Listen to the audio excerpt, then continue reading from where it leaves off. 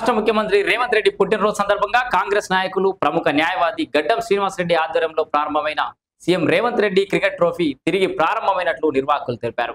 Graduate MLC code, Ramzan ఉపవాసాలు, ఉగాది, శ్రీరామనవమి ఇలా వరుసగా రావడంతో క్రీడాకారుల కోరిక మేరకు తాత్కాలికంగా వాయిదా పడ్డటువంటి ఈ క్రికెట్ ట్రోఫీ తిరిగి ప్రారంభమైనట్లు నిర్వాహకులు తెలిపారు.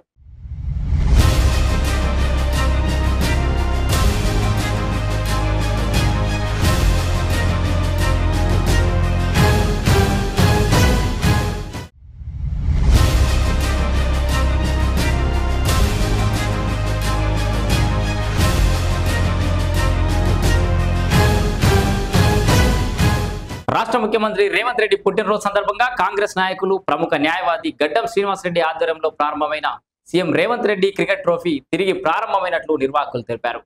గ్రాడ్యుయేట్ ఎమ్మెల్సీ కోడ్, రంజాన్ ఉపవాసాలు, ఉగాది, శ్రీరామనవమి ఇలా వరుసగా రావడంతో క్రీడాకారుల కోరిక మేరకు తాత్కాలికంగా వాయిదా పడ్డటువంటి ఈ క్రికెట్ ట్రోఫీ తిరిగి ప్రారంభమైనట్లు నిర్వాహకులు తెలిపారు.